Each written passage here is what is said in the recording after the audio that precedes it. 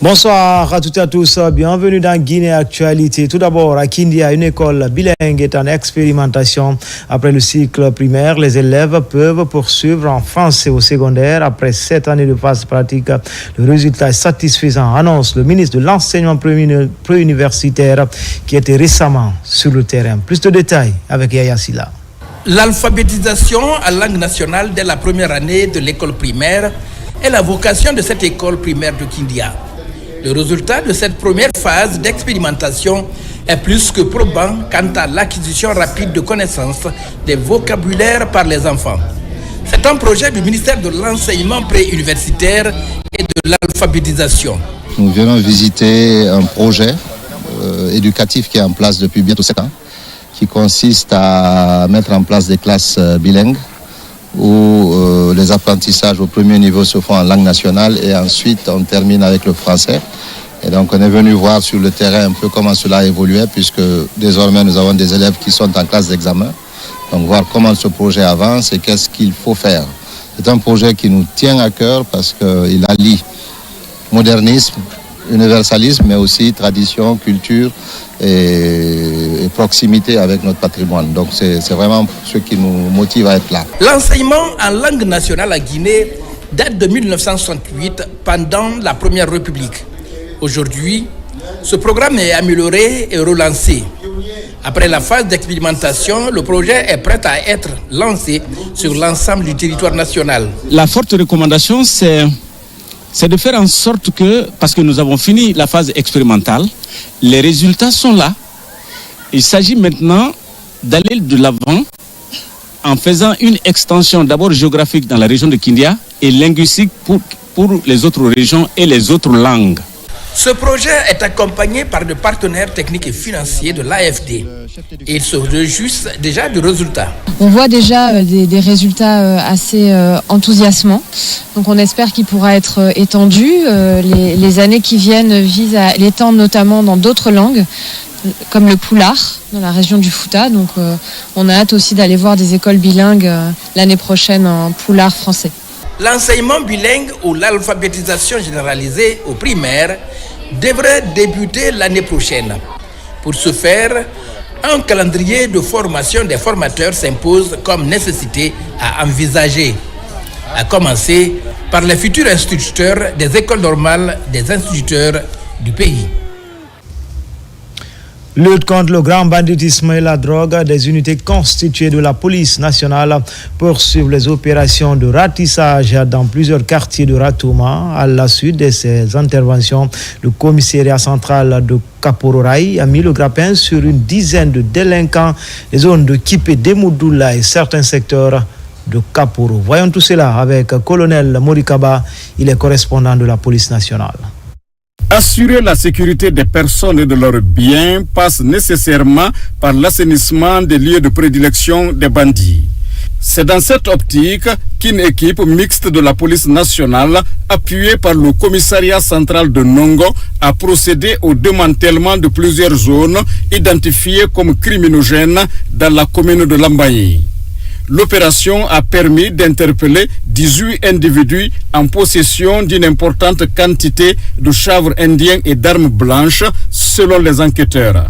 Cette opération a permis d'appréhender 18 présumés délinquants, dont 2 femmes, dans plusieurs endroits de la commune, préalablement ciblés et réputés comme zones criminogènes. Au cours de ce ratissage, une quantité importante de stupéfiants a été saisie, composée de 14 boules et d'une quantité en vrac de chanvre indien, ainsi que divers instruments servant à découper et à consommer la drogue, tels que des pipettes, une paire de ciseaux et 3 couteaux. L'enquête a permis d'établir des faits de détention et de consommation de drogue prévus et punis par l'article 812 du Code pénal guinéen en vigueur. Ces présumés malfrats seront traduits devant les juridictions compétentes.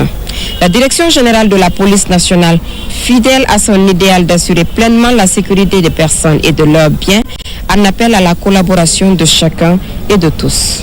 Accusés de vente et de consommation de chanvre indien, les individus arrêtés nient toute implication dans ces activités. Non, je ne connais pas ça. Il y a une deuxième personne qui est venue, lui il a ouvert mon sac, il fait monter 2 boules, il me dit que ça c'est quoi, ça c'est pas pour toi. Il dit non, ça c'est pas pour moi. À l'issue de leur audition, les 18 suspects ont été transférés au parquet de Conakry pour approfondir les investigations. Cette nouvelle arrestation prouve à suffisance la volonté de la police nationale dans la lutte contre l'insécurité à Conakry et sur toute l'étendue du territoire national. Campagne d'assainissement à la plage Rogbane Beach, c'est une action de l'agence de spectacle Massidi Agency et les femmes de Guinée pour la bonne gouvernance. Un acte citoyen qui compte débarrasser ces lieux de loisirs des tas d'immondices et autres déchets qui polluent l'atmosphère des visiteurs. Mikini Moussa Kamara, Abdoulaye Diallo.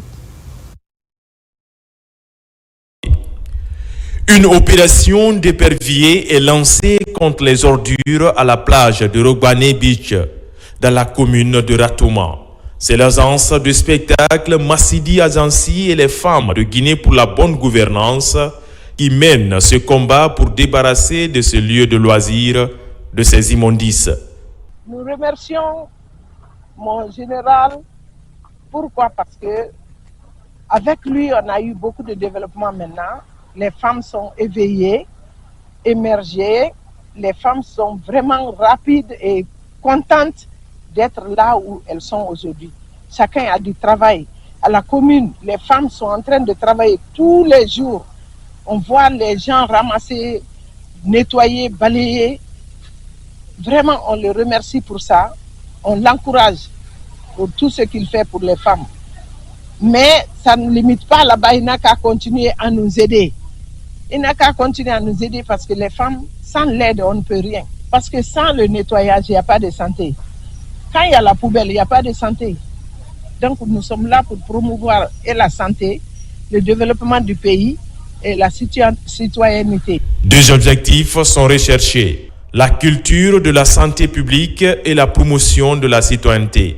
Je vais dire à la population guinéenne que tout le monde se lève dans sa commune. Partout où tu es, donner l'effort, donner l'exemple de soi-même, encourager les autorités à assainir les lieux publics. Parce que là-bas, c'est toute une population qui se rencontre là-bas. Donc si les lieux ne sont pas vraiment assainis, ça peut causer des maladies. Donc nous prions tout le monde, hommes, femmes, jeunes, de se donner la main et vraiment assainir les lieux publics. La promotion de la destination guinéenne est une exigence de ces deux structures. C'est une activité couplée de sensibilisation de la jeunesse afin de lutter contre certaines pratiques néfastes comme la consommation de la drogue et la lutte contre la violence. La marche pour l'unité organisée le week-end dernier à Kankan a connu une forte mobilisation des mouvements de soutien au CNRD venus de partout en Guinée. C'est le cas du mouvement Le Somada, une structure qui a fait le trajet Conakry-Kankan juste pour accompagner les actions du gouvernement de la transition sous le leadership du général, le président Mamadi Doumbouya. Abdoulaye Yahassila, Aboubakar Junior Kamara. À l'image des autres mouvements de soutien aux idéaux du chef de l'État, le président Mamadi Doumbouya, le mouvement Somada s'est pas fait compter l'événement de la marche de l'unité de la paix à Kankan. Plusieurs personnalités du mouvement ont effectué le déplacement pour témoigner leur adhésion à la vision du chef de l'État. On est là aujourd'hui, c'est pour soutenir nos amis de Kankan qui ont appelé toute la Guinée, de la gauche, de la droite, à l'est, à l'ouest, Soussou, Peul, Malinké, Forestier, pour venir soutenir le général Mamadi Doumbouya. Parce que les œuvres qu'il est en train de faire en Guinée aujourd'hui, la jeunesse guinéenne est fière de vous, mon général. Donc on est là, on vous suit jusqu'au bout. C'est un immense plaisir de se retrouver ici cet après-midi pour venir réellement mettre en place cette notion de paix et de l'unité nationale au compte réellement du SOMAD qui est en train de mettre en œuvre les éléments initiateurs dans le cadre réellement d'accompagnement du président de la République, le général Mamadi Doumbouya. Vous voyez tout ce groupe qui est derrière nous et se déplacer de Conakry jusqu'ici, c'est parce que le parrain s'est mis réellement dans les bonnes œuvres pour accompagner le mouvement. Et nous le remercions très sincèrement, DGB, Diawara, qui est en train de faire tout ce qu'il peut faire pour l'accompagnement du président de la République. La journée ce samedi 1er février 2025, le mouvement SOMAD s'est rendu au stade Mbalouma Diakité de Kankan pour la marche de l'unité. Une opportunité pour la structure d'exprimer son engagement à accompagner les efforts du président de la République. Nous avons fait près de 5 km. Comme un seul homme, tout le monde était content. Avec la même dynamique que nous avons fait le départ, et nous sommes venus ici avec la même dynamique. Aujourd'hui, force est de reconnaître que le président de la République, le général Mamadi Doumbouya, est en train de travailler. Voilà pourquoi toutes ces adhésions, tous ces soutiens, tous ces mouvements de soutien, quand les œuvres sont bonnes, on ne peut pas empêcher les hommes de soutenir l'homme qu'ils veulent soutenir. Pour le SOMAD, les actions salvatrices du CNRD dans les projets de développement socio-économique méritent le soutien indéfectible des populations à tous les niveaux. Religion à Bentouraya, commune urbaine de Manéa, les actes d'adoration d'Allah se multiplient pour renforcer la foi islamique des fidèles. Une nouvelle maison de Dieu vient d'être inaugurée dans cette contrée avec une capacité de 1000 fidèles. Ce lieu de culte est l'œuvre d'un citoyen de la localité. La cérémonie inaugurale a connu une forte mobilisation des autorités administratives. Abakar Junior Kamara. La joie des fidèles musulmans du quartier Bentroya est immense. Ils viennent de bénéficier de cette nouvelle mosquée pour s'acquitter dans un cadre idéal de leurs devoirs religieux. C'est un effort collectif déployé pour consolider les bases fondamentales de l'islam dans la zone. Cette mosquée que vous avez ici en inauguration, elle est basée sur l'ensemble des fils et filles de Bentroya. Sans exception, 12 présidents, Elhadj Mamadou Diouma Diallo, et du vice-président Omar Keita. Je voudrais les remercier sincèrement et demander Dieu qu'il leur soit béni. Meden weltani jama on fo, meden weltani masoro baɗo, gorko e debbo parce que ila men fuɗɗi gollude ɗo 2017 ha hande kere waɗali ɗo sonko waɗani ɗo pullo ala maninka ala soso ala ko men ƴettidi décision o hara men wawa fotude mum men golla hara miɗe weltani population masoro ba on fof ha hewti Bintouraya fof ha lamɓe senetoɓe ɓen e julɓe ɓen fof hara miɗen welti hande ko feeto julɓe ɓen fof. Ce lieu de culte situé à Bentroya dans la commune de Koya est bâti avec toutes les commodités nécessaires permettant l'adoration d'Allah en communion entre coreligionnaires musulmans. Sa capacité d'accueil est de 1000 fidèles. Le coût de la réalisation s'élève à plus de 800 millions de francs guinéens. Et tout ça, c'est...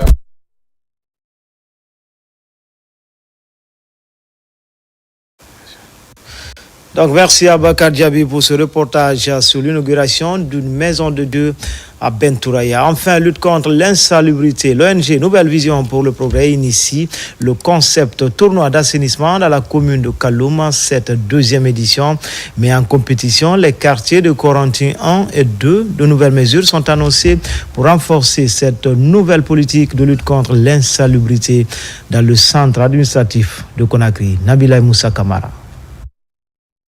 C'est le lancement de la deuxième édition du tournoi d'assainissement initié par l'ONG Nouvelle Vision pour le Progrès. Démarré ce 2 février, il prendra fin le 8 février 2025 dans la commune de Kaloum. Cette deuxième édition met en compétition les quartiers Corentin 1 et Corentin 2. C'est la stratégie de la structure pour rendre quotidiennement les quartiers propres. De nombreuses équipes de travail sont constituées. Qui concerne l'assainissement, on a essayé de créer un engouement autour de la chose parce que nous ne sommes pas des spécialistes, en mettant de l'argent, facteur motivant, faisant en sorte qu'on met les quartiers en compétition et le quartier le plus propre pour la deuxième édition rapportera la somme de 20 millions dans la coupe. Le choix des deux quartiers n'est pas au hasard. C'est juste un constat que vraiment les deux quartiers, ça ne fait que vraiment nous reconforter parce qu'on voit qu'il y a un grand mouvement derrière. Nous ferons que vraiment de saluer, de vraiment de continuer. Si on peut pérenniser, c'est bon. Parce que ça nous galvanise, ça donne vraiment un résultat très important. Pour occuper la place du quartier le plus propre et bénéficier d'un trophée, Les citoyens des deux quartiers s'organisent sur le terrain. Déjà, il faut saluer l'ONG Nouvelle Vision pour le Progrès parce que l'initiative est très salutaire. Nous sommes très contents de recevoir l'ONG dans notre quartier, surtout dans un cadre de santé, dans un cadre de progrès, mais aussi de l'épanouissement de nos citoyens. Moi, je suis très content d'être avec eux parce que ce que l'ONG fait aujourd'hui, il soutient toute la population de Coronti, surtout de la Guinée, parce que ça c'est la première fois. Et c'est un tournoi, mais ce n'est pas un tournoi comme les autres tournois. C'est un tournoi qui est là pour accompagner la population pour qu'il soit vraiment en bonne santé. Cette ambition citoyenne de l'ONG Nouvelle Vision pour le Progrès est appuyée par le Premier ministre, chef du gouvernement. Vu l'engouement de cette démarche dans nos communautés, les organisateurs comptent étendre ces initiatives à d'autres quartiers. Sensibiliser la population sur la salubrité et renforcer la politique d'assainissement est le but de ce projet. C'était tout pour les infos. Grand était le plaisir pour moi de vous servir. L'actualité se poursuit sur le www.rtgguinée.info. À bientôt pour d'autres actualités sur la Guinée, notre paradis, terre de richesse et d'innovation, Inch'Allah.